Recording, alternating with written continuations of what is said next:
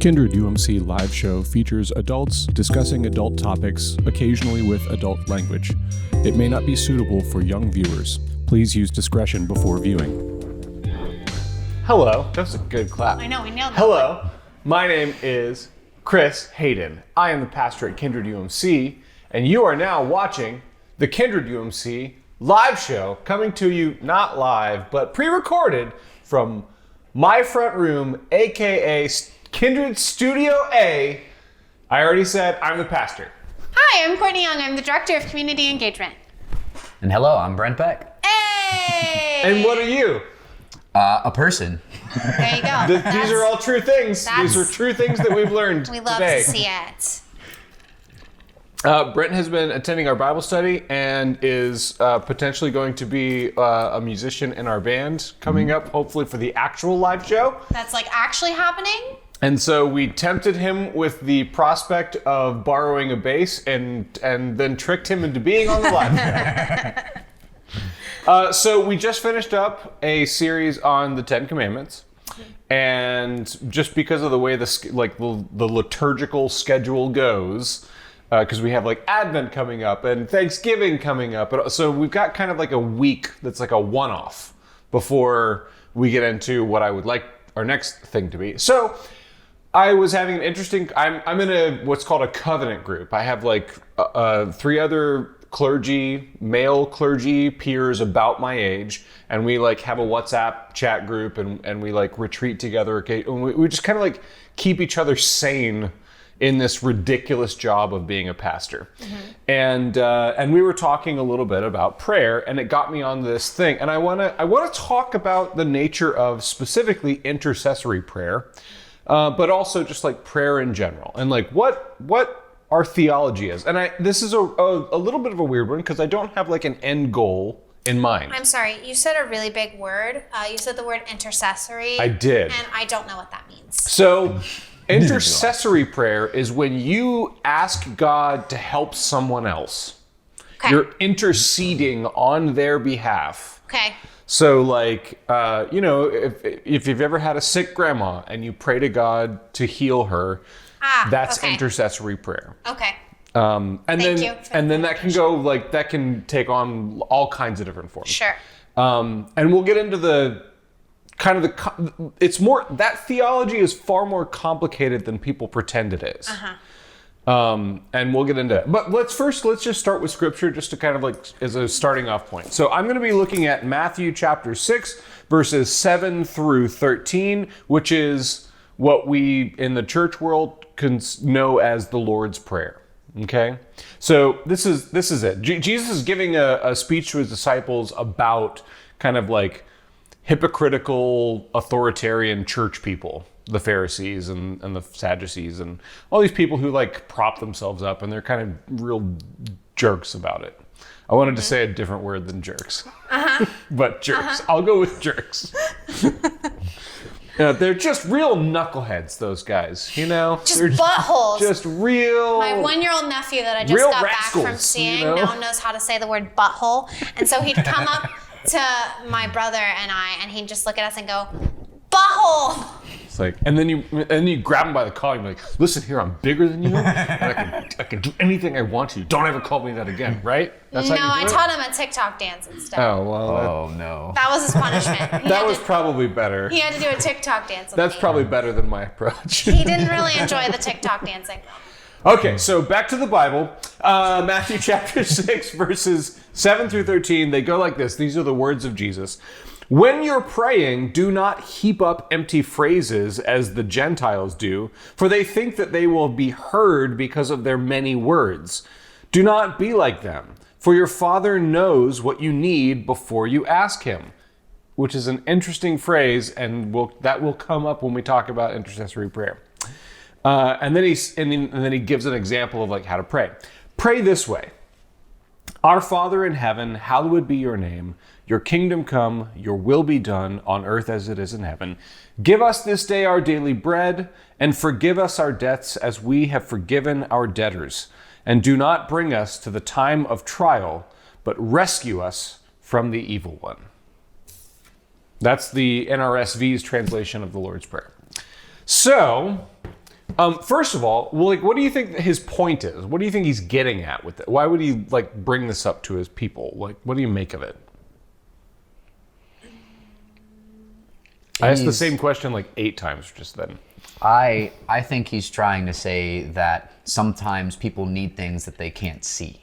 So you should stop asking for the things that you can see, because sometimes what you need isn't something that you can. Okay, all right. Interesting. I think you've gone a little deeper than I intended right off the bat. We love that. I actually agree with you, but you're spoiling the time that I have to fill. So, I'm joking. I'm joking. No, I agree with you. I see a similar thing.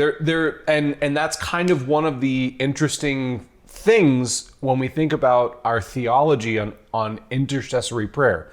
And not just intercessory, but when we ask for things for ourselves, and as well as asking for things for other people, something that should come before that is the question to ourselves, do I actually know what I need? You know, Yeah. like that. There's a problem there because That makes me wildly uncomfortable. a lot of the time, I'm gonna be honest. No, It makes me wildly uncomfortable, Yeah. and this is why it makes me wildly uncomfortable. And I think it might. I don't know if it's gonna be along the same lines of where you're going or not. But the reason I just laughed at that is because I'm an Enneagram. Well, here, whisper it to me, and then I'll tell you whether or not it's I'm correct. an Enneagram type 2, and so as someone who is a type 2, my core Hashtag Kindred Spirits, an Enneagram podcast. my core motivation is to be wanted and needed and loved. If I don't feel needed, I feel rejected. But with that, I focus so heavily on what other people need that I often minimize or repress or refuse to look at my own needs. Yes. So a lot of the time, it's not just, I don't know what I need. It's also like, I don't, no thank you. Like, I don't want to touch that. That is uncomfortable for me. I would rather talk about you. That is easier. It is, if I can focus on you, I can control what is happening. So if I can talk about you and pray on your behalf and like look out for you, then in my brain, there's a switch that's like, I have some control over this situation. Okay, right. Okay, so the control part is interesting. Uh-huh. So, to me, all of this begs the like. I mean, it's such a complicated. Let me lay out my thought process, and then let me ask the question that I want to ask. So here's my conflict and struggle with theology around prayer. Okay, if God is good and perfect and all-knowing, then I would imagine that God is constantly doing what is good and perfect for his people, for the people he created. Why would me asking him to do something change that perfection? Why would me being like, oh God, please save Nana, if he's already decided like it's Nana's time to go? Like now is the time. Mm-hmm. And if I'm like, please don't, why would God then be like, you know what? I'm going to change my perfect plan so that you don't have to. And Nana's gonna die eventually. Like it's not like, like that's gonna happen on a timeline that we are going to experience eventually. But like there's something about that I really struggle with. So everything we're talking about for me begs the question really fundamentally, what is the purpose or what is the point of prayer? And let me just tip my hand so that anybody who's like concerned I might be a heretic or something, because believe it or not, I've had those questions recently. I believe that there is something inherently valuable about prayer and very critical to our relationship with God. However, I'm not sure. I have for the past week been trying to specifically articulate that and have come up short. And I'm a professional Christian. I'm a degreed, ordained person who is an expert at this. And I have come up short in my ability to really articulate specifically what this is. So I want for us to just have, let's solve this in the next 10 minutes. Great. Yeah. No pressure. No pressure at all. But like, what my question is, what do you think or feel, or what is your hypothesis, or what is your hunch? What is the point of prayer? A show of faith and to become closer with God. Can you talk a little bit about show of faith?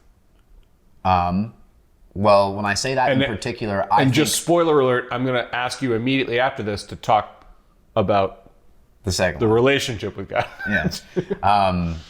Like harken back more to the older days.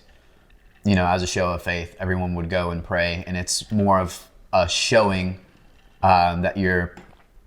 I don't really quite know how to describe it. Praising the God. You're showing that you have a worth for it. So why does that matter, do you think? And it's okay to be like, I'm very much in a place of I don't know. So I don't quite know. I'm kind of putting you guys on the spot. Yeah. But it's okay to be like, hey, I don't really have that worked out. And it's also okay to attempt an answer and like stumble and fail. It's okay to be wrong. This is a safe space to be wrong. I want to come back to my original And I'm going to come back to the relationship part. I want to come back to that question too, but go on. I want to come back to what I was just talking about this inability to identify my own needs, to give voice to my own inner workings. I think for someone like me specifically, prayer is helpful because, first of all, I feel like when people talk about prayer, they think of people just like sitting there with their hands folded, like praying, and that's not always how I view prayer. Sometimes it's like, a lot of times for me, it's like... That can be a helpful physical thing to do to accomplish prayer. Right, but that's not what... But sometimes the church, historically speaking, has created an oppressive rule of law around something that was designed to help you actually connect with God. So for me, what I've actually... As we so often do. ...found works best is like, I've started paying attention to when, lately, since I turned 26, my anxiety that I experience now physically manifests in my body. Like, I feel it in my throat in particular. Like, when I'm anxious, my acid reflux, like this, I can feel the jittering. Like, I've never felt physical symptoms of it before. I get old, I guess, and now I'm starting to physically feel it, which is it's annoying, but it's also kind of helpful because it gives me identifiers. You know? If you can attune to it and like pay attention to it, and all of a sudden you can be like, oh, I wasn't aware I was feeling that way. Right. So what I have found to be very helpful is like going on a walk. Every single time that happens, going on a walk and just being in my thoughts. We've talked about being in nature and stuff like that before. I think the thing that is helpful about prayer for me is the idea that because I'm physically feeling anxious and because I am like taking that and saying, okay, I feel anxious, let's go and like rationalize that out, walk that back, talk that out. It's forcing me to recognize my own limits, my own needs, my own lack of control, as well as be able to like hug the inner child inside of me that feels anxious and like sit in those uncomfortable feelings without feeling like I have to do anything about them. Okay. So it seems like there is something about, and I agree with you, I have experienced this too. There's something about prayer, or even like more broadly speaking, moments of meditation, silence, intentional silence, intentional stillness, that seems to connect us with something that what you were talking about, the idea. Okay, go with me here. So anxiety is kind of for me, anxiety is when I identify things that are really out of my control. And it fills me with like a fear and a dread and an anxiety because those things are out of my control. In my experience, prayer and stillness and meditation somehow connects me with those same things, but instead of dread or fear, the feeling is kind of a peace. Yes, I would agree with that. And like, what's up with that? Like, why is that going on? I think there's something about recognizing your humanness in it. Maybe a little bit. Well, I would say that that's going on in the anxiety moments too. Again, my as a pastor, my working hypothesis is that, yeah, there's actually something to connecting to a larger consciousness that has more power than you and has your best interests.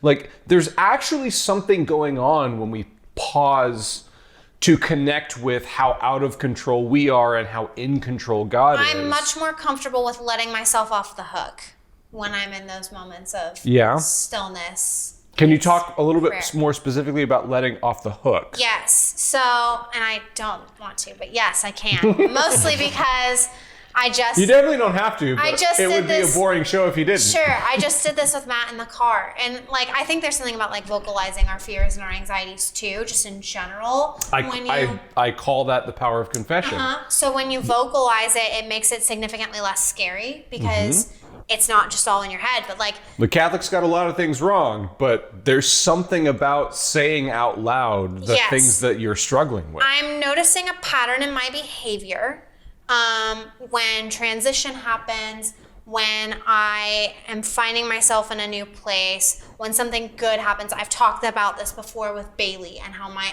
anxiety... Bailey's my dog. My anxiety with Bailey's panosteitis, that I got something... She was a pandemic dog. That I got something good that happened to me and I was excited about it. And for a long time, probably like 6 months, I lived in this constant fear of it being taken away. Well, now I'm in another new season of transition and those feelings are starting to come up again. And so all week I've just been feeling really anxious. Instead of sitting down and asking, okay, like, why are we feeling this way? I tried to repress it. Well, then last night... And we know how we feel about that as a coping mechanism. It's not a helpful particular channel. No, it just makes it worse. So then last night, I'm in Texas. I'm with my niece and nephew. I'm in my favorite place in the world. I'm still feeling anxious. I can't shake it. So everything quiets down. I go to bed, and I, as much as I hate stillness and meditation, decided I was going to sit in it for a second. And I started to think about it. And it was in that moment that I recognized, oh, it's not that I feel like I'm unequipped to fill this role or do this thing. It's not that I feel that I'm incapable.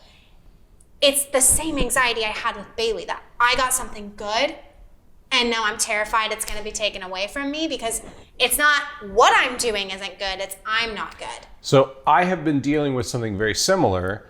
And I've mentioned it before, but just I really like where my wife and I like where we live. I like who I'm working with. I like what I'm doing. I love this appointment. I love this part of town. I have everything I need. And more than that. I have more than I need. I have everything I want, essentially. And that has filled me with a lot of anxiety of late. Because there is this really hard reality of, obviously there's someplace else to go. You can always earn more and whatever. Sure. But I don't have that ambition within me. I don't, if I could just maintain this level of I love being where I'm at with the people I'm at, doing the work I'm doing. If I could just do that for the rest of my life, I think I could die happy. And that terrifies me. Yeah, I think for me it's similar but different in that it's mine is more rooted in this idea of rejection, right? With Bailey Bailey's a dog, so Bailey can't choose to reject me. So something is going to happen to her and something's going to take her away from me. And there's a lot of take her to the vet, make sure this is okay. Right. What's she doing now? Yep. And in this new season of transition, I'm finding myself being okay, well, it's not that I don't think I'm good at this new thing so much as it is, oh no, what if somebody randomly decides that I'm not anymore?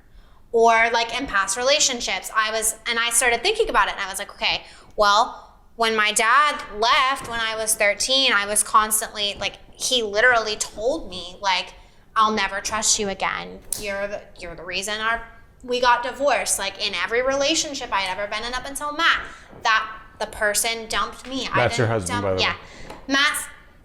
They dumped me. I didn't dump them. So there's this constant fear that anytime I'm excited about something and energized by something, I'm going to screw it up because I'm not good enough. So let's circle it back around and I want to tie in that second part. Like, I suspect that there is something about prayer that is less about if I pray for Mima, or I think I said Nana earlier, if I pray for Nana, then God does magic because I asked for it.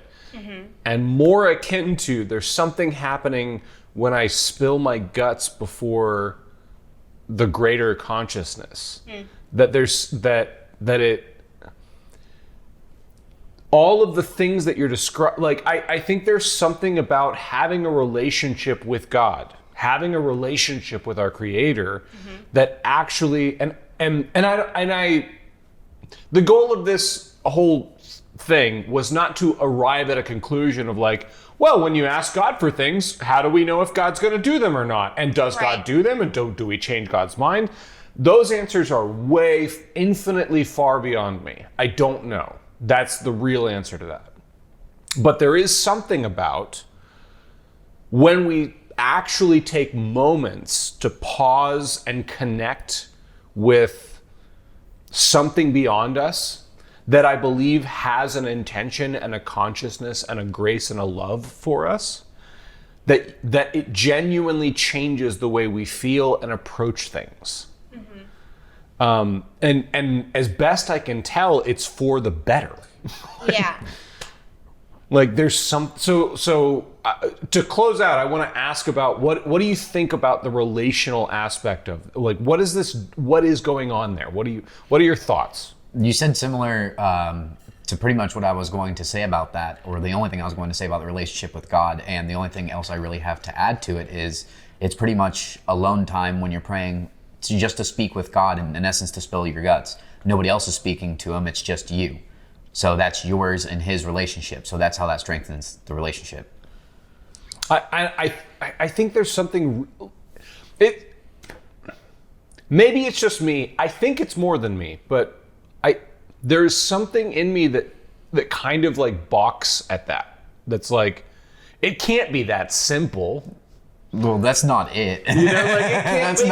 That's not all of it, but that's. Well, no, yeah. I think it is that simple. I think it actually is that simple, though. I think what you just said is right on. I think there's something in us that before we quote unquote spill our guts, there's like this. I mean, this is a Christianese word, and I don't want to like attach all the connotations to it, but there's an internal doubt that is in the way. There's this doubt that if I just actually connect with God or something bigger than me about the things that I'm really worried about, there's a doubt that it won't actually do anything, and so I don't. Well, and I think actually this ties in a lot to what we were talking about last week, where like people put that distance between them and God because it's easier to my brother and I were literally just talking about this morning, and he's very atheist, and obviously I'm not, and so like one of the things that he couldn't wrap his mind around was like, how could, if you're a Christian, if you've been in the church this whole time, how could you say like, oh, I'm not going to go to God about that, when you know that grace is the baseline. And my response to that was, because it's one thing to know something, it's another thing to feel something. Yeah. And I think knowing and believing are not the same thing. Right. And often, let's not forget. Like, I know a lot about quantum physics, but like, if you actually ask me to predict things, I'm like, I don't think it's like. And not only that, but like, you can know that God is good and that God loves you and that grace is a baseline, and then be told by people in the church that are shitty a bunch of other things about who God is, about how you should be, about how you shouldn't be. Or simply like your own internal fears about, but if you really like, we don't have a frame of reference for how to relate to a deity. Right. Because quite frankly, so the intention, the original setup was that the church would be the mechanism that teaches and brings people up to understand. Relating to a deity is very different to relating to anyone else in your life. Right. And if you can relate well to this deity, you will relate well to everyone else in your life. And the church has, quite frankly, fumbled the ball, just really screwed the dog, really gone off the rails on all of this. And they don't want to talk about it either, which makes it worse. Yeah, right. They're more interested in controlling behaviors, right, and like in oppressive type of I want to keep you in, and survival mentality and scarcity mentality, right, and all this stuff. So the one mechanism, my point is, it's really hard to understand how to relate to something like God. Because every other relationship in our lives is vastly different from that. Right. And we just did this whole 10 Commandments here, and the first commandment is put me first. Mm-hmm. And everything in our sensory apparatus tells us trust what you can see and touch and feel. Mm-hmm. And the church is supposed to be the community that invites us into a deeper connection. And when the church fails, people fail, right, and our relationship with God fails. And that's kind of what I wanted to get at with prayer. Prayer is not this let me go to the genie and ask for wishes. It's not this prayer is about reestablishing the proper order of, I'm going to connect with the broader, larger, more graceful, and more loving consciousness that is God, that encapsulates all of humanity and all of creation. The consciousness that is in the universal Christ, not just the man Jesus, but Jesus the Christ, the universal Christ through whom all things are made. This is all analogy language. This is all, we can't really describe it, so these are analogy words. But connecting to that thing, whatever that is, that Yahweh Elohim, Jesus Christ, Allah, Buddha, whatever name you want to put to that consciousness. Mm-hmm. When we take the time to connect with that first, and then allow that connection to drive how we connect to other people and how we connect to ourselves, suddenly life and healing and reconciliation and graciousness and all of the things that everyone's kind of searching for come pouring forth. That's what prayer is. It's connecting to that thing, right, however it works. And that's why I love the Lord's Prayer. And I also hate it, because what we've done is we've taken, Jesus's point was don't say rote words. Pray like this. Hey God, how are you? I'm not sure how I am. I don't know how to go about this life. I would love some guidance. I feel this way and I want to do better. That's basically what the Lord's Prayer is. It's that kind of a prayer. And we've taken that and we said, okay, we wrote it all down. We should say, hey God, how are you doing? Right. I am not and it's the exact opposite of what we should be doing. Right. The connection, and my point is, the connection with that broader consciousness is the thing that actually helps us, sustains us, enables us to engage grief and survive through grief, enables us to really fully enjoy gratitude and celebrate our wins and our victories. The connection with that consciousness is the end all be all of it. And that's what prayer is ultimately about. And the mechanics are who cares? Whatever works for you. So, all right, I've gone on too long. All right, may the Lord bless you and keep you. May the Lord make his face to shine upon you and be gracious unto you. May the Lord lift up his countenance upon you and give you peace. Amen. I did that one with not one word. Look at you. Yeah, 'cause you